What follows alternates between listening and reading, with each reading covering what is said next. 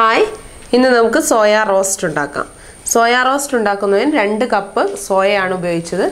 മഞ്ഞൾപ്പൊടി, മുളക് പൊടി, മല്ലിപ്പൊടി, തേങ്ങാക്കൊത്ത്, ഇഞ്ചി ചതച്ചത്, വെളുത്തുള്ളി ഒരു 4 അല്ലി ചതച്ചത്, സവോള 3 എണ്ണം ചെറുതായി അരിഞ്ഞത്, ഒരു തക്കാളി.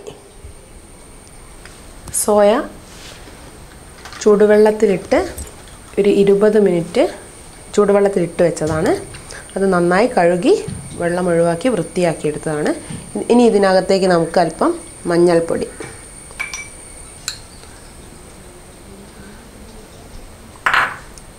അല്പം മുളക് പൊടി, ആവശ്യത്തിന് ഉപ്പ്, ഒരു വിസിൽ വരുന്നവരെ വേവിച്ചാൽ മതി. കുക്കറിലിടുമ്പോൾ അല്പം വെള്ളം ഒഴിക്കുക,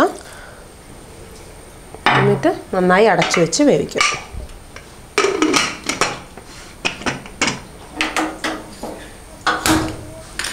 സോയ വെന്ത് പാകമാകുമ്പോഴേക്കും നമുക്കതിന് വേണ്ട മസാല തയ്യാറാക്കാം.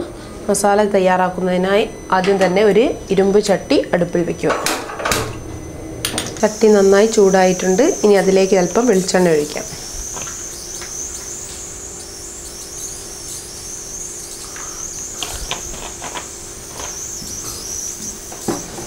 നമ്മൾ ചതച്ച് വെച്ചിരിക്കുന്ന ഒരു ചെറിയ കഷ്ണം ഇഞ്ചിയാണ് ചതച്ച് വെച്ചത്. ചതച്ച് വെച്ചിരിക്കുന്ന ഇഞ്ചി, വെളുത്തുള്ളി 4 അല്ലി വെളുത്തുള്ളിയാണ്, 4 അല്ലി വെളുത്തുള്ളി ചതച്ചത്, അല്പം തേങ്ങാക്കൊത്ത്, തേങ്ങ ചെറുതായി അരിഞ്ഞെടുത്തതാണ്, അല്പം കറിവേപ്പില. ഇത് നന്നായി വാട്ടിയെടുക്കുക.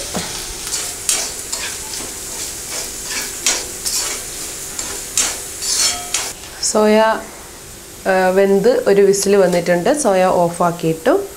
ഇനി നമുക്ക് മസാല തയ്യാറാക്കാം. തേങ്ങ പകുതി ബ്രൗൺ കളറായിട്ടുണ്ട്. ഇനി അതിലേക്ക് നമുക്ക് അരിഞ്ഞു വെച്ചിരിക്കുന്ന 3 സവോള ചേർത്ത് നന്നായി വഴറ്റിയെടുക്കാം. സവോള വഴറ്റുന്നതിൻ്റെ കൂടെ നമുക്ക് അല്പം ഉപ്പും കൂടെ ഇടാം.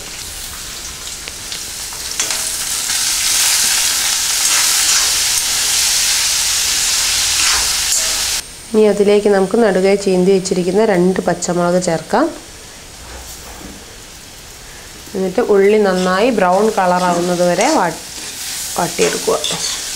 സവോള പാകമായിട്ടുണ്ട്. ഇനി അതിലേക്ക് നമുക്ക് അരിഞ്ഞു വെച്ചിരിക്കുന്ന തക്കാളി ചേർക്കാം.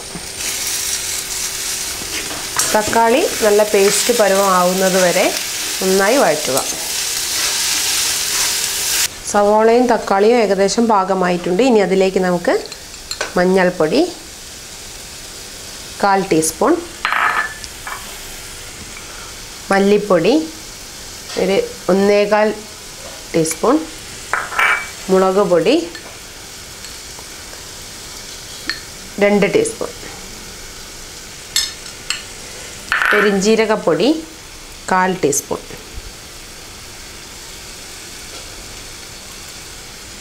ഗരം മസാല പൊടി 1/4 ടീസ്പൂൺ, കുരുമുളക് പൊടി 1/2 ടീസ്പൂൺ.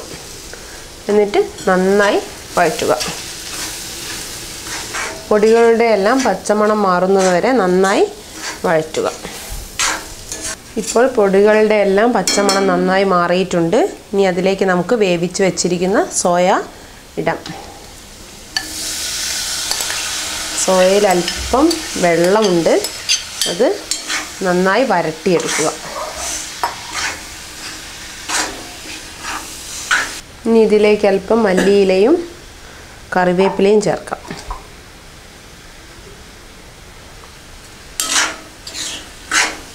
എന്നിട്ട് നന്നായി വരട്ടിയെടുക്കുക. നമ്മുടെ സോയ റോസ്റ്റ് റെഡി ആയിട്ടുണ്ട്. ഇനി നമുക്ക് തീ ഓഫ് ചെയ്ത് ഒരു ബൗളിലേക്ക് മാറ്റാം.